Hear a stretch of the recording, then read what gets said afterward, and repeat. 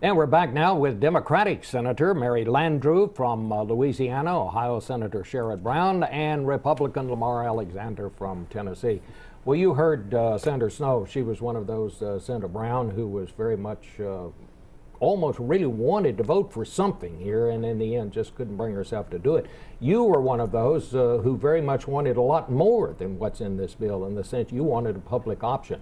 You said you're going to vote for it, but are you happy with it? I'm disappointed. I think it could be a better bill, but we're making major progress in this bill. I mean, first of all, for those people who have insurance in this country, right now you're paying more than $100. You're paying $100 a month, more than $1,000 a year, a hidden tax for basically for care for people who don't have insurance and go to emergency rooms and all that. This bill's got good insurance reform. It says that no more pre-existing condition, no more exclusions for that, no more discrimination, women paying more for health insurance than men. It strengthens Medicare. It provides free screenings for Medicare for every Medicare beneficiary. It lengthens the life expectancy of Medicare. And it gives tax breaks for small business, and those start immediately so small companies can begin to insure their employees. Most companies that in Cincinnati and Cleveland and Columbus that I talk to want to insure their employees. They simply can't afford it. If they have 20 employees, one of them gets cancer, it makes their premiums unaffordable. So this bill moves absolutely in the right direction. Are you convinced people are going to pay less, that this is going to reduce costs? I know what I keep hearing people say it's going to cost a lot more. This bill, if we do nothing, insurance premiums are going to double. You know, I'm amazed as I hear Republican after Republican take to the Senate floor and defend the insurance companies' practices worthy of Ebenezer Scrooge. And the way they'd have it is that the insurance companies would cancel Tiny Tim for pre-existing condition. I mean, it's clearly not sustainable what we're doing now. We clearly need to go on a different path. So, Senator Alexander, as a Republican, I take it you don't quite agree with that, but let me ask you this. Republicans have done everything they can, and openly, they're not making any secret of it, to slow this process down as much as they can. Is it now done, or will you continue to try to slow this vote down? Well, no, it's never done in the Senate until it's done. And I thought Senator Snowe pretty eloquently explained why we want to know more about the bill. I mean, there's a reason why we're voting on it in the middle of the night. We just learned about it yesterday. They're trying to push it through before Christmas. There's a lot of explaining to do. I mean, how are you going to help Medicare by taking $1 trillion out of Medicare over a 10-year period at a time when Medicare is going broke in 5 years according to its trustees? How will taxes help create new jobs when we've got 10% unemployment? How are governors going to pay for the Medicaid expansion? Almost all of them are saying they'll have to raise state taxes, they'll have to raise college tuitions. And then what about the 16 million Americans, low income, who are getting dumped into Medicaid, the program for low income Americans, where 50% of the doctors won't even see new Medicaid patients. So let me get back to the question. So there's a lot of explaining to do. Let me get back to the question I asked you. Are you going to continue to try to slow this process down, or are you going to let it come to a vote? Well, we want to take the time to let the American people know what it costs, what it is, how it affects them, because we believe when they find out, they won't like it any better than they do now, and they won't allow Congress to pass it. Do you believe it is possible to keep this from coming to a vote before Christmas?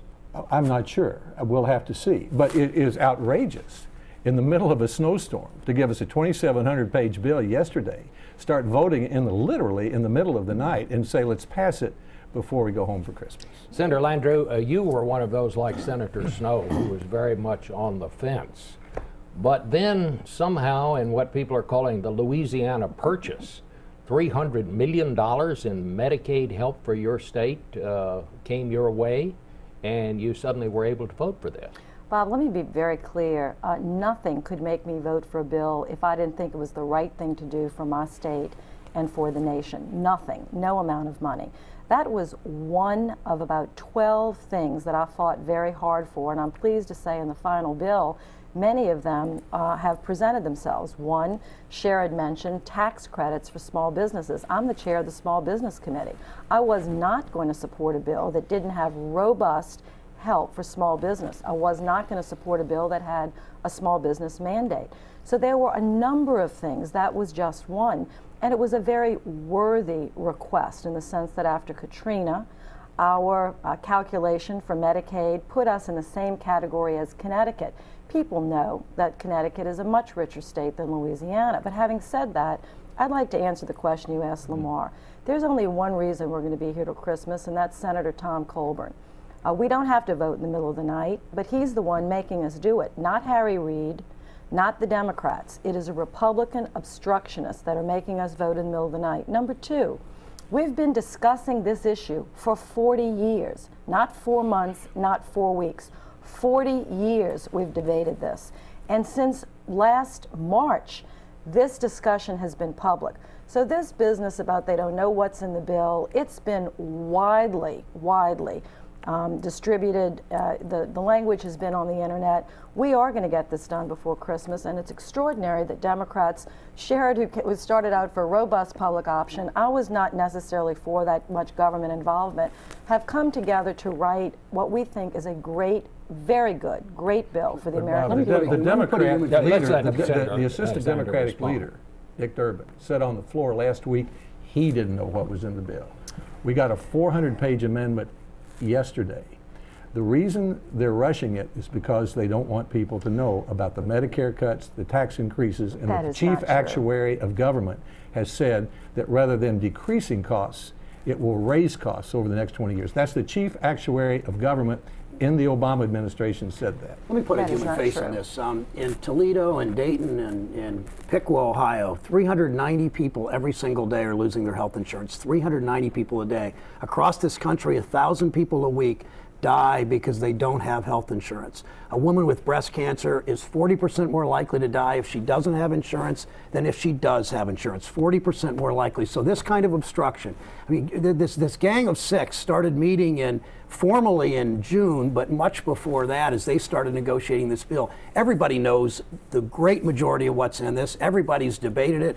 Everybody is, and it's just a question of delay. I mean, in the end, and I like Lamar and I like most of my colleagues on the other side of the aisle, but it's so much what the insurance industry wants. The insurance industry stands to lose a lot. CEO of Aetna made $24 million last year under this bill because we've got a provision in this bill that no more than 15 or 20% of every premium dollar can go to the insurance companies. The rest have to go to hospitals and doctors in Knoxville and in Baton Rouge and in Columbus. The fact so of the matter, that means that insurance companies are going to come to the table and going to have to give a little bit up. Sherrod Brown or any other person explain to me how you're going to take $1 trillion out of the Medicare program on which 40 million seniors depend, which is precisely the amount when the program is fully implemented, and not spend it on Medicare, not spend it on grandma, but spend it on somebody else. That's all right, absolutely at a time when the program is going broke in 5 years. First of all, we don't take $1 trillion out of Medicare. We take a couple of $100 million by streamlining the program. Now, Mary, we if the streamlining CBO the says program. it's $1 trillion over 10 years when fully implemented. It is not $1 trillion over time, and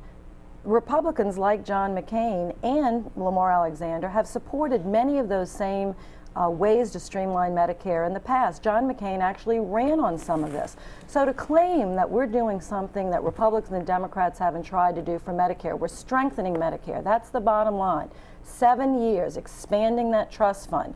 And we're taking some of that money and providing tax cuts and tax credits for small business. And for the first time in America, Americans will have an opportunity to have the same kind of insurance that federal employees have, including members of Congress. That's a promise the president made, and we're keeping it. And the AARP and the American Medical Association wouldn't be supporting this bill if it were Right. substantially cutting Medicare. Most of the cuts, the reason, when you throw a rock into a pack of dogs, the one that howls is the one you hit. And most of the people, the reason that the Republicans are howling on the Medicare quote unquote cuts is because we're cutting insurance company subsidies that have gone to Medicare. So you take those subsidies out, of course they're unhappy with that because the insurance companies are their biggest supporters in election after election. This is exactly why we shouldn't be voting in the middle of the night and passing at Christmas. They are saying that tax increases aren't tax increases. They're saying that $1 trillion cut in Medicare spent on a new program isn't $1 trillion cut in Medicare. They are ignoring the fact that they're dumping on states new expenses for Medicaid that in my state, our Democratic governor has said is the mother of all unfunded mandates, will cause tax increases and increases in college tuitions, and they're dumping 16 million low-income Americans into a Medicaid program, which 50% of the doctors won't, in which they won't see new patients. Bob, let me just add this. They're going to be 94% of all Americans are now going to have health care. This is being done through a private-public partnership, not a government takeover, but reform of the insurance industry that people even have insurance are desperate for. And it is not being done, you know, in a very quick way. As I said, we've been debating this all year. So we're ready to come to this great compromise that we believe that brought the Democratic Party together. We wish the Republicans would have joined us, but it's easy to be unified when the only word in your vocabulary is no. That's all they've been able to say to the American people. It's time to say yes to them and get on with the job of governing. Let me tell you why this is no longer business as usual. About 10 seconds. Okay, in 2003, when the insurance companies and the drug companies and President Bush pushed through the Medicare privatization bill, they had they were not paying for it in any way. We are paying for this bill. Congressional Budget Office says it'll be over the next 20 years, it'll be a $1.4 trillion pay down of the national debt. All right, 10 seconds. Medicare cuts, tax increases, big new taxes on states, and dumping low-income Americans into a Medicaid program where half the doctors won't see new patients. We will continue this conversation. We're out of time. Back with some closing thoughts in a minute.